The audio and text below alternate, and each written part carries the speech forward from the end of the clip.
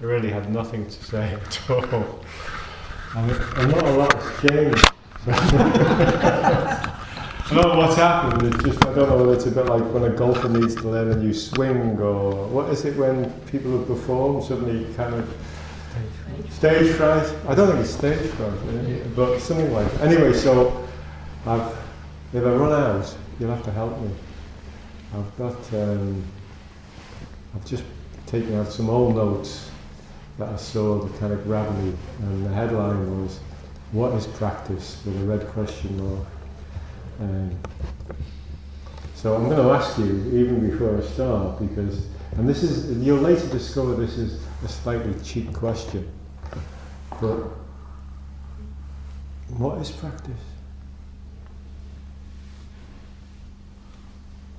I think it should be the way that we embody our life, not just when we're in here, but actually the whole way we live our life. Okay. So certainly for me, and I can only speak for me, I think the way I receive complete strangers, as an example, you know, if I receive them warmly, that's part of my practice. Smiling at them, part of my practice. Making them feel loved, part of my practice. I see that as embodying Tim, or the practice. Okay. Okay. Thank you. Just a little question came up then, is how do you not embody Tim? No, you can't not embody Tim. That's why I changed it to the practice. Okay. No, but thank you. Anyone else? What is practice for them? For me, it involves repetition. It's Repetition? To do with, practicing anything, repeating, in order to hopefully develop good habits or develop new ones. So practice for you is practice in the usual sense of the word, actually practicing. Practicing in the sense of it's more what we practice. It's a repetition. Okay. I've got you. Thank you. I think you put it quite nicely in your little film about turning into the fan rather than away from it. Okay. Accepting your life rather than pushing away. Okay. Thank you. It's always nice to be referenced. Thank you. I would just say life. Life, yeah. Do you want to add anything to that? Because we've all got one. Yeah, just everything that comes up in your life. Okay. Whatever it is. Whatever it is, yeah. Okay, good, thank you. Sensei, for me. Sorry, I just caught Emma's out first. So. For me, it's the difficult bits. It's when I realise that what I want to do and what I need to do are not the same thing. Yeah. You know? And when I realise that it's either good for my practice or for me or my psychology to push myself to do the more difficult thing or the right thing, then that's the hard bit of the practice. That's when I get the choice between, okay, is this what I'm living and am I going to really do it or not? I understand, it's always a tough place, isn't it? Yeah. There you go. For me, bringing a fresh response Okay. to certain situations. Great, yeah, that's good. Yeah. Are you good at it? I refuse to answer that question. Okay. Just this right now, not being in the past, not being in the future, just attempting, trying to be just here now. Okay, thank you. Actually, one of the other things I do practice is trying to meet people fresh. So, especially my wife, my children, immediate family, to really meet them is to kind of drop off the idea of what and who I think they are, because it kind of then gets in the way of actually knowing them. So that, and you know, I would extend that to everybody I try and, that I meet. I think that's tricky, but really important, actually. Thank you.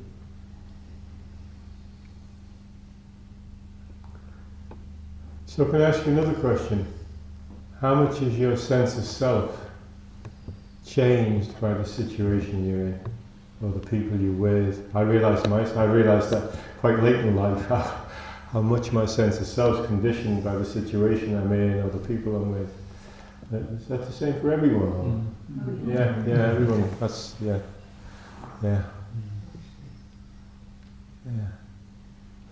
Okay, well, I'll tell you what I've written down here. A major misconception is the practice is something. So that's why I said it's a slightly cheap question. E.g., I know, this is like the cliched views of what practice is: awareness, mindfulness, Zazen.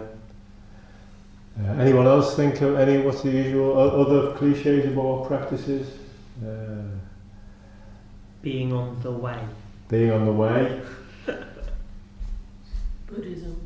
Buddhism, yeah. Hardship, was that? That's always a good one, isn't it? Yeah. Mindfulness, yeah. Zen. In the moment. Pardon? In the moment. Being in the moment, yeah. Now. Being now. Being Buddha. Being Buddha. So whatever you come up with, and from what I heard, from what everyone said, you've all got quite mature views on what practice is.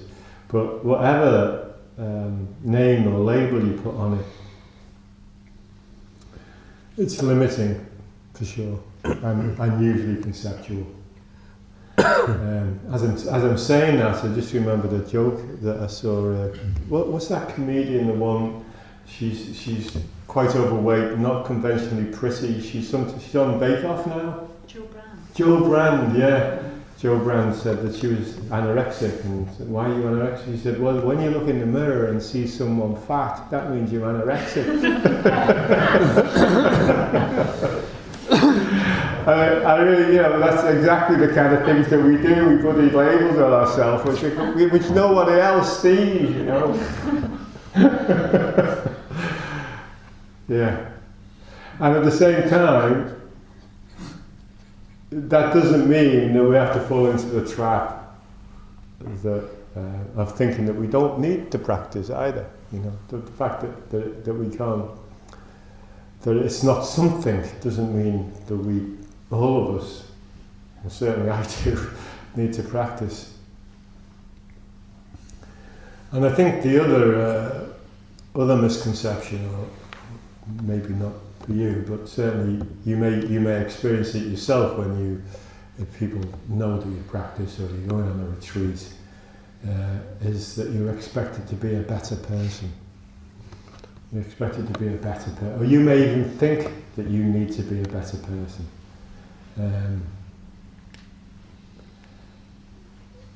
Zazen practice doesn't make you a better person.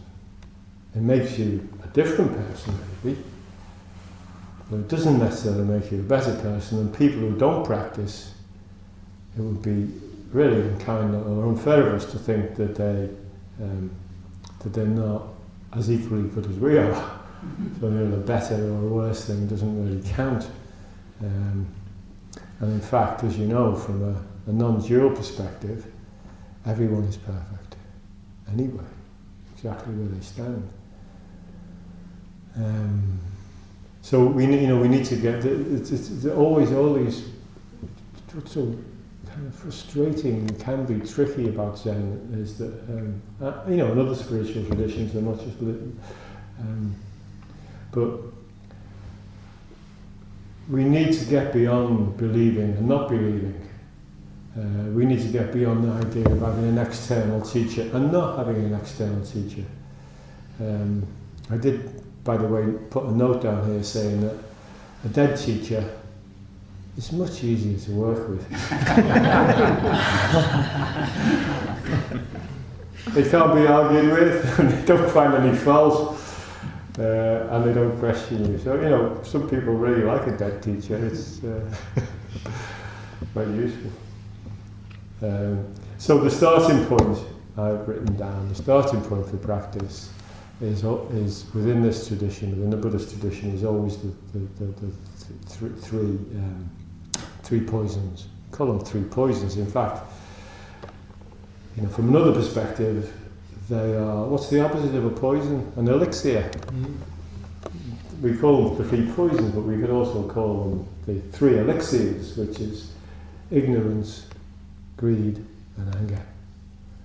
We usually say greed, anger, and ignorance, but for me, ignorance starts first, then greed, and then anger.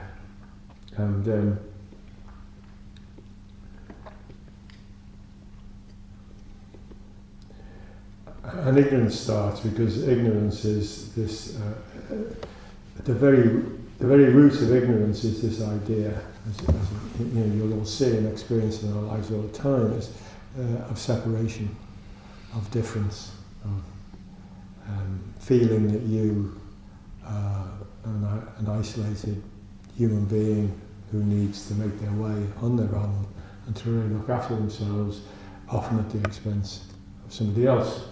And that happens in politics, it happens in wars, it happens in nations, it happens in football teams,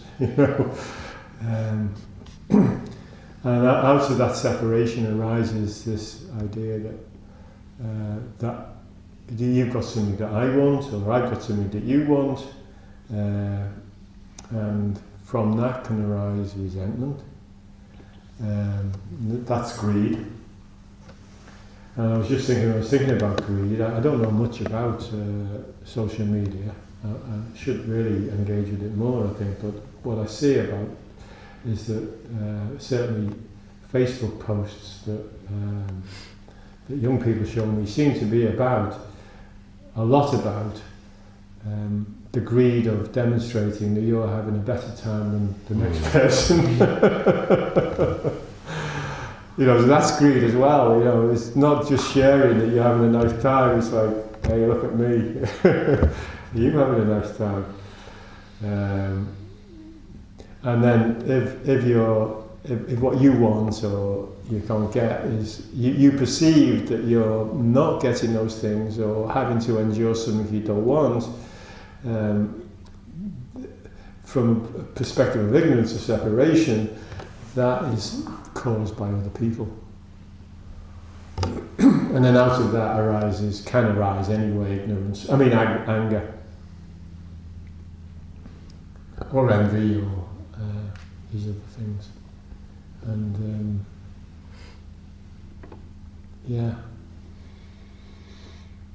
and anger can arise out of unexpected places. People who are upset and depressed can manifest it as anger. You have to remember that sometimes you're dealing with folk who are upset or depressed. And out of sheer frustration of being locked in the place they are, they can become really angry.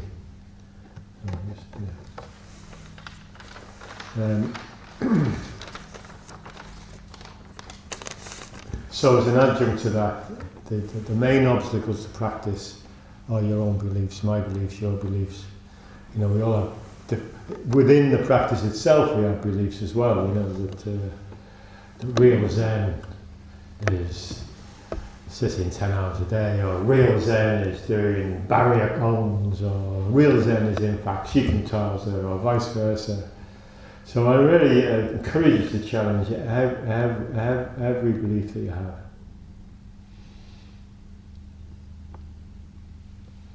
And, that's the other thing, the other cliche about practice, non-attachment. Non-attachment is held up as a great, and it's in some of the koans, but non-attachment is wonderful. I'd also encourage you to get past non-attachment. I quite like some of my attachments. You like some of your attachments, yeah. I think I spoke about it on Thursday night, and I was talking about Ramakrishna, an Indian mystic, who said that actually he liked the taste of sugar more than being sugar. So, the idea of no self and the non-dual and emptiness and all those things, you say, actually, I really like the taste of sugar. I like being alive. I like differences, you know. But don't be attached to that either. Neither is the one way.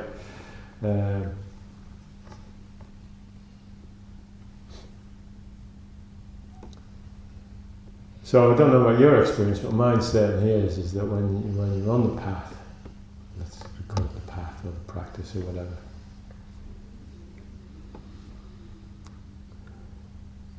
the hopes and expectations, not necessarily about the practice, but about your life, they come up, and sometimes they're really stubborn. They don't want to fall away. They just stay there. And certainly they don't fall away easy. And what can come out of that is there can be a crisis of faith, that desert place that we can all get into, where you really doubt yourself and the path, and whatever traditional path you're in. This isn't just not, it's not only in Zen, it's in all religious traditions, I think. And it's at those moments that we have to reconnect and go back and remember, why did we start this practice? Why did we? What was it? What caused us? What even drove us? Or inspired us to start any kind of practice? And so you go back to square one, and in Zen they call that beginner's mind, beginner's practice. So we go back to beginner's practice and maintain or try and sustain the intention that we will continue.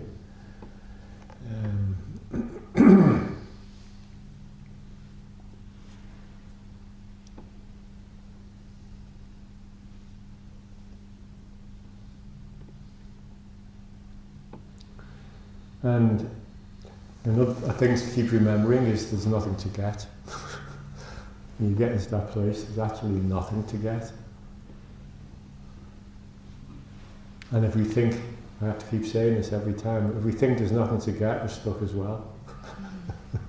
Because there's lots to get and many places to go. So it's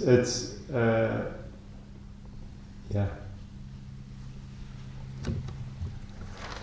So I've got some quotes here for you, which are from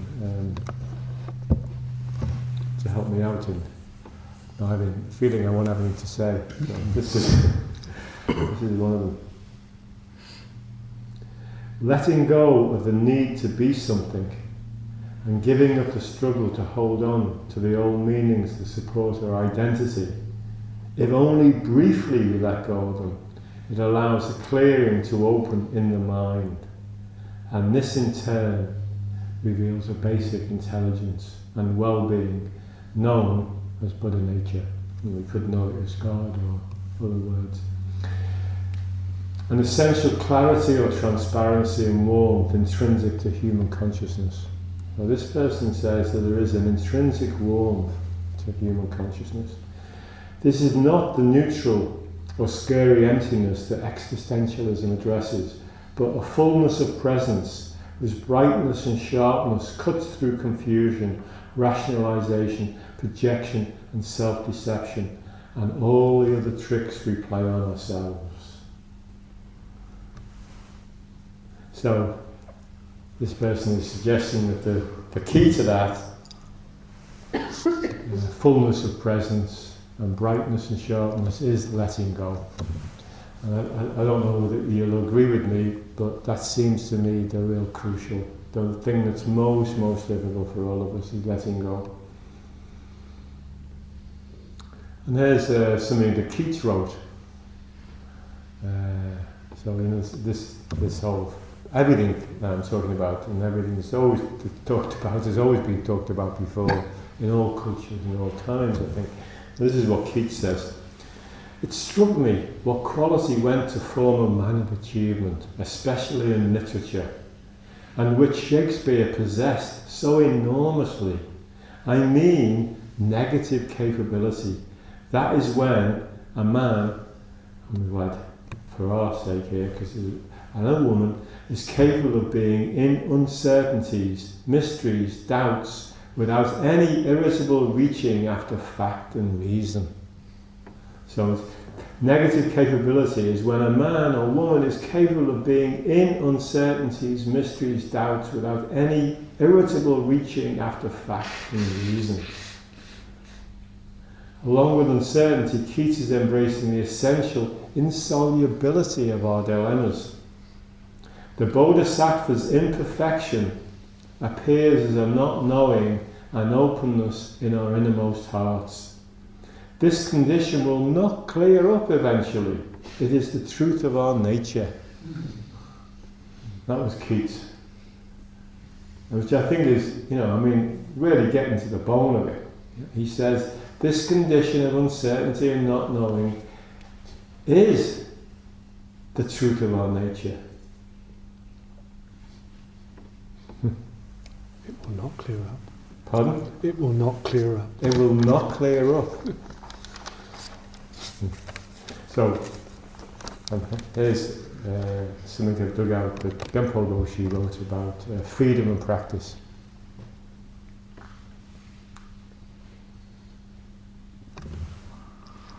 And so, who switched that on? I'd intentionally forgotten to switch that on. Okay. You can pay me afterwards. I'll pay you.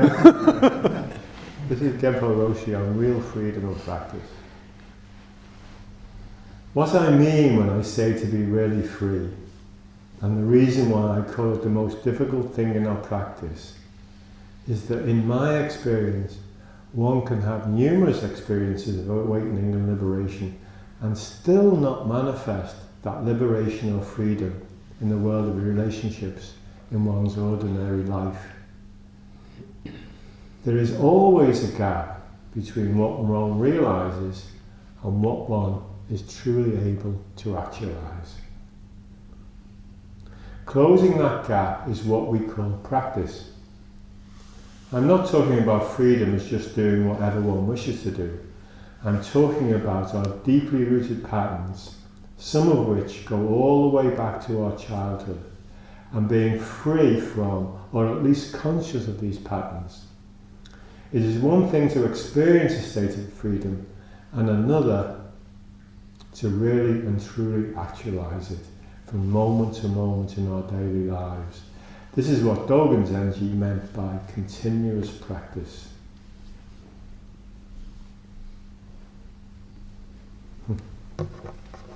That sounds painfully learnt. Pardon? That sounds painfully learnt. I think painfully learned, yeah. And just to bring the changes and to acknowledge Wu wherever's Wu. Where's Wu? Oh, hi, Wu. I've got something from a Korean Zen master. Contemporary one, yeah. Well, relatively contemporary. And he says something I'm going to ask you about before I go on to express what he said about practice. But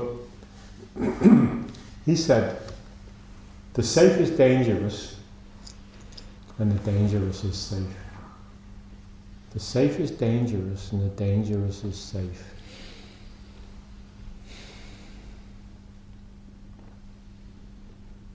What do you think about that? What does he mean, do you think, by that? The safe is dangerous and the dangerous is safe. When you know something's dangerous, you pay attention, you're alert, and when you think something's safe, then you get overconfident, you don't pay attention, you're not alert. Oh, I see. Yeah, I've not thought of it from that perspective, but yeah, that's true. Yeah. Yeah, it's interesting because most people on mountains have accidents where they're on the path at the bottom, and they've relaxed and then they fall over and hurt themselves. Yeah. No, thank you. I've not thought of that. The safe is dangerous and the dangerous is safe. Doesn't that sort of mean they're both the same?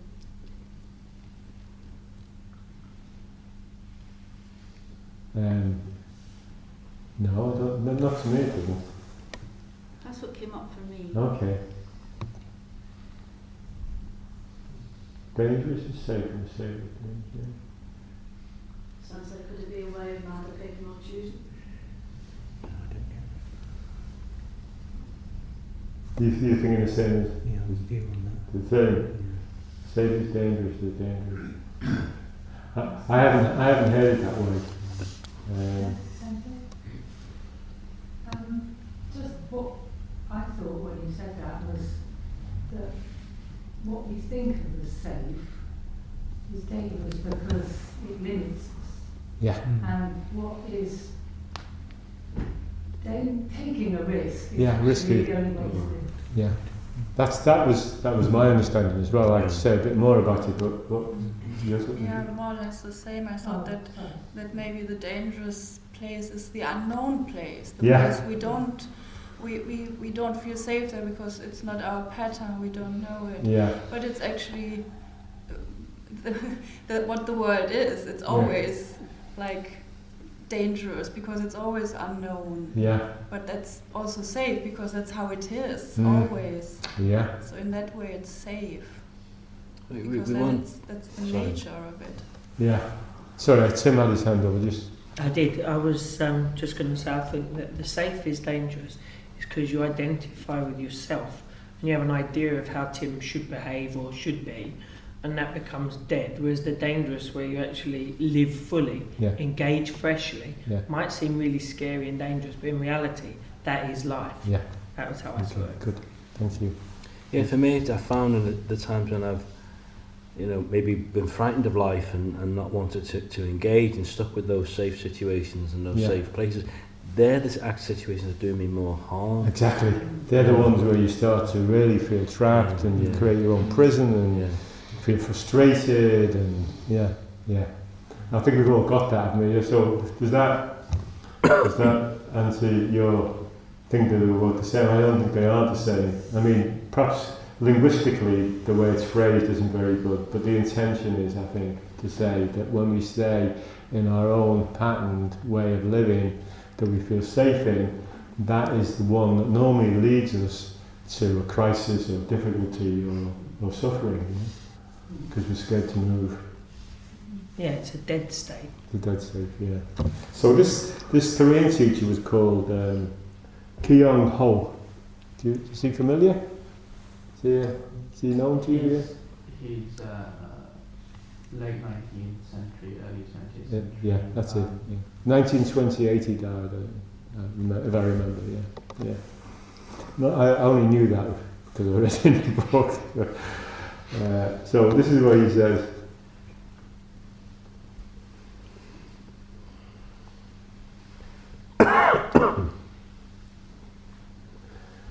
He only insisted that we try to cultivate a spirit of determination and involvement and a feeling of altruism.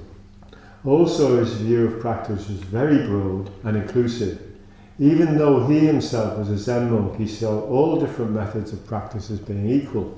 If someone was practicing a mantra, that was okay. If someone was practicing chanting, that was okay. If someone was studying the sutras, that was okay. The most important thing for him was to not expect your practice to be clear of obstacles. He says, without hindrances, the mind that seeks enlightenment may be burnt out. An ancient one said, attain deliverance in disturbance. And Kyung Ho himself says, don't expect to practice hard and not experience the strange. Hard practice that evades the unknown makes for a weak commitment. Help hard practice by befriending every one of your demons. Help practice by befriending every one of your demons. So do not think that your practice should always be clear of obstacles, because in fact obstacles help you gain power. And then, as all these things, there's always different perspectives. I'm only focusing on this because it's what kind of came up. And then I was looking at this, thinking about what to talk about, and I don't know if you've ever heard, I have something on the internet that I subscribe to called Brain Pickings. And I don't know if you've heard, it's wonderful, isn't it?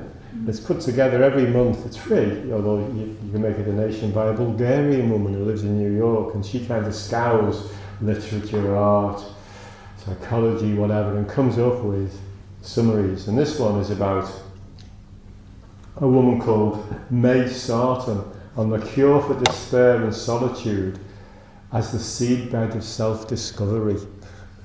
And this is what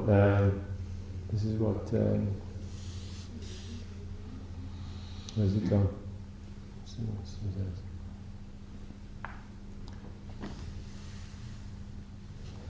A great deal of poetic work has arisen from various despairs. The first woman psychologist, Lou Andreas Salome, wrote that in a consolatory letter to the poet Rainer Maria Rilke as he was wrestling with depression. Nearly a century before psychologists came to study the relationship between creativity and mental illness.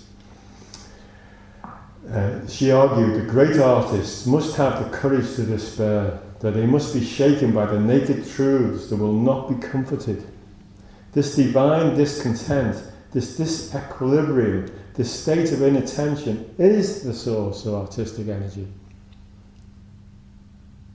For artists have articulated a dance between the divine discontent and creative fulfillment in many forms. So all I'm trying to say is that if you see your life as your kind of creative project, and that's what it is finally, isn't it? That your life is your opportunity, if you like, to paint the canvas in all the colours and all the uniqueness that you bring to your life.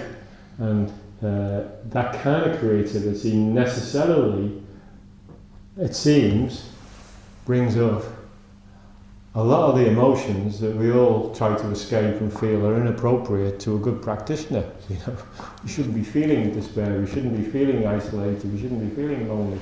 These are all part and parcel of being alive, of being human. This doesn't mean that, as I say, I'm emphasising this aspect of practice. It doesn't mean that there are, of course, wonderful times of being happy and satisfied and joyful and everything's fine. But what I really wanted to encourage, and it came out of my own times of having these feelings, is that it's not wrong. It's not a failure on your part. It's not a failure on the part of the practice. It's actually part of being alive.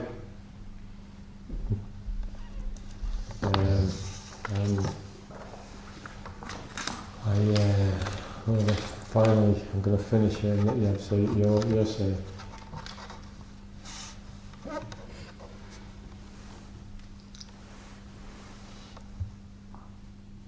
I've just put down, my practice is about being free. I don't care if it's called Zen. So, openness of heart, sincerity, boldness, and letting go are aspirations. You know, they're not. My frustration comes from as embodying these things. You know, I feel like I don't, but they're the things. So, about my things about being free. So just I don't know if I can read it in my own handwriting, but I scribbled it a while ago. The spiritual effort we must make is the one of returning to the depth and reality, truth of our own living. We constantly stray away from this because we are human in a distracting human world. We will have to fall and be redeemed every day.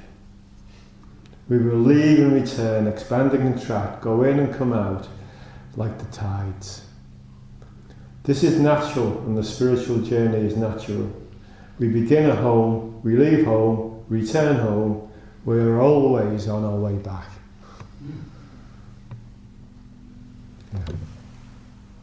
Yeah. That's me done.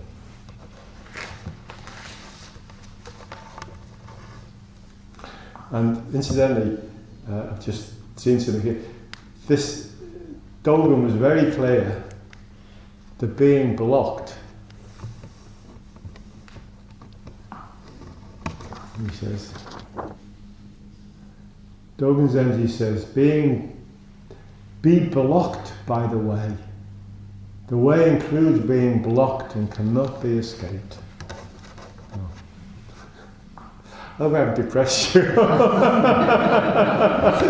But I just really wanted to give you some comfort that I get, that we are part and parcel of a whole human history in which the struggles that each of us independently have been echoed and experienced by the greatest people, and artists and mystics. So, and Sangha is really important. Sangha for me, when I said yesterday, I was talking about Sangha, is so important. And Trungpa really put his finger on it when he said, when you're naked on your own, it's very different than being naked with other people.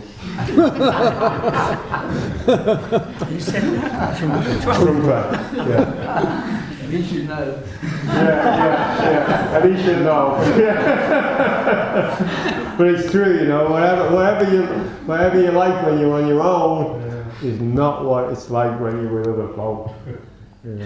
So that's why Sangha is really important for us to get to know ourselves better.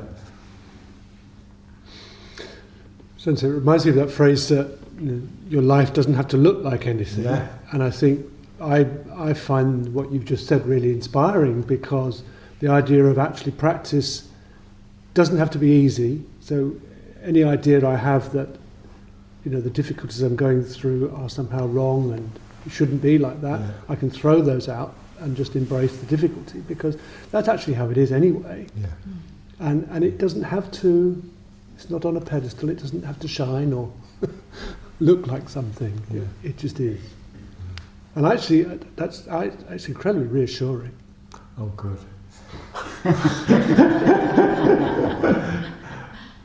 Tim, did you want to say something? Yeah, in the chant we said that the way or the Dharma is infinitely subtle. Yeah. Is the reason it's infinitely subtle then really what we've been talking about?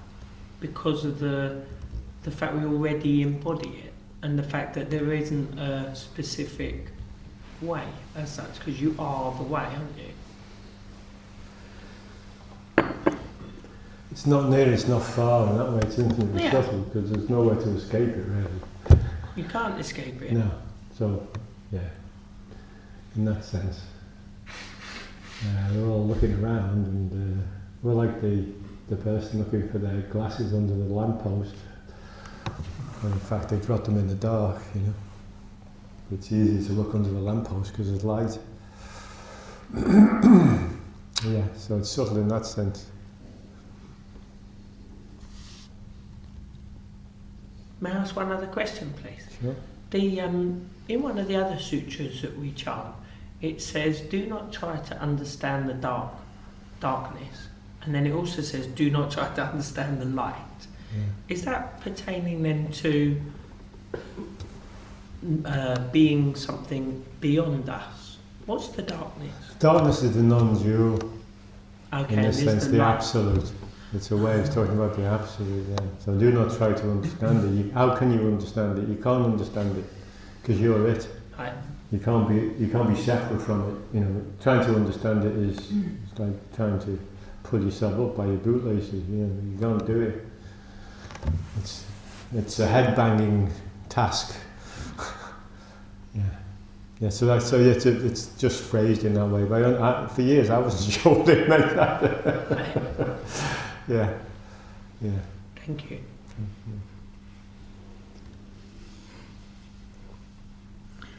Sensei, I think a lot of what you've talked about there, for me,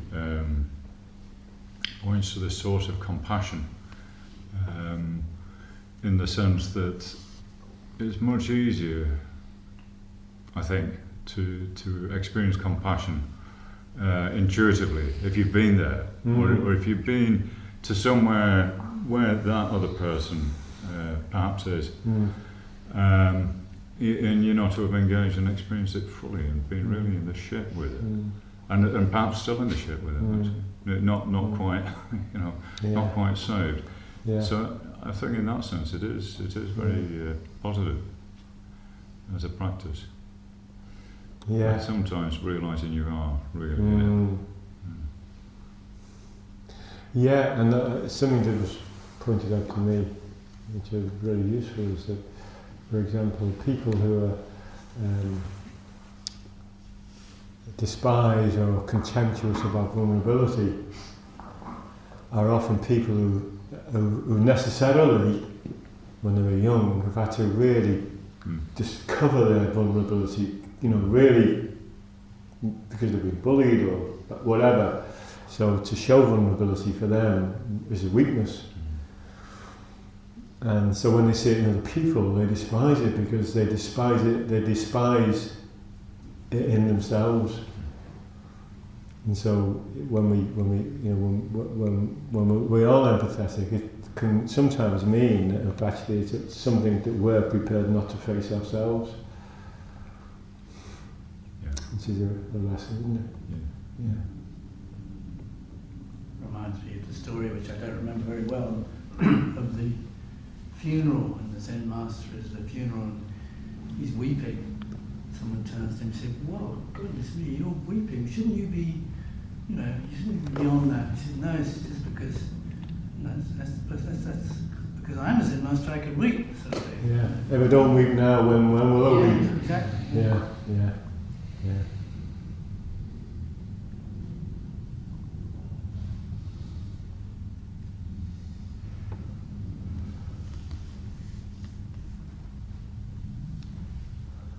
Okay, I'll ask you one last question. This is you're familiar with the 10 oxidant pictures? Yeah. It's, where is it? The very last one. Oh, there's another thing I wanted to say. Sorry, about creativity in the arts, because I gave you this kind of negative thing about pain and suffering and living in a garret in Paris. You can't make a good painting. Well, this person says, every true work of art is a manifestation of the absolute. Subject and object, freedom and nature are united and made one in the work of art, so that the absolute, the infinite identity of subject and object, is finitely represented in the artist's creation. Beauty is thus the infinite represented in finite form. Isn't that wonderful? Yeah. And in Japanese artistic tradition it says, when I see the work of art, nothing happens, you're not transformed. But when I enter into the work of art, and by that entering the eye is altered, that is a work of art. And when the eye is altered... Sorry, I was going to read you about the 10 oxidant pictures, and I lost track of it. Here it is, yeah. So, in the final picture, appearing in the marketplace with helping hands. This is the ultimate, that's what I wanted to come around to, that is the ultimate practice. In Zen, that's seen as the ultimate practice. When you appear in the marketplace with helping hands. So, my question to you is, how do you keep your mind in daily life and at the same time manifest your original freedom? Now there's a big question. How do you manifest? How do you keep your mind in daily life and at the same time manifest your original freedom? Tim? I have something to say. You've got to give somebody else a chance here. I'll be quiet. Your practice is to be quiet. Sorry, well, just anybody else? How do you do that?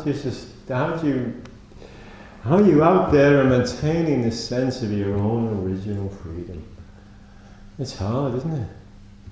Yeah. me the question came up, because I think it was, if your mind is on daily life, how can you not manifest your original freedom? Yeah, I agree. Really If it is, if you're really doing it, yeah. Yeah. Yeah, thank you. Caroline, did you want to say something? I was, and it was really relating what you're saying to the practice of making things. Because this is what you do, yeah. That's what I do, and I sometimes spend days and days and days and days on my own, just moving bits of paper around, bits of coloured paper, and putting them next to each other, and then going away, and then putting them back again, and then taking them off, and it always is better. The experience of it is always better for me when I have no conception in mind of what it's going to be at the end. Yeah. So actually, the freedom just to be doing it. To And plan. there's lots written in art about the difference between product and process. And the process is our immersion in our lives. And often, for the person who's immersed, what comes out at the other end is just kind of the waste thing. So I've had all the fun moving those bits of paper around. It kind of, I stick it in the phone and someone gives me some money, that's great, because I can spend more time moving bits of paper. Yeah. I could have said the waste product is worth $1 million. It's a bonus. Yeah. and kind of Picasso is one of my great heroes. You mentioned, being in a garage, and one of his things is he said, start again. Every day, get up and start again.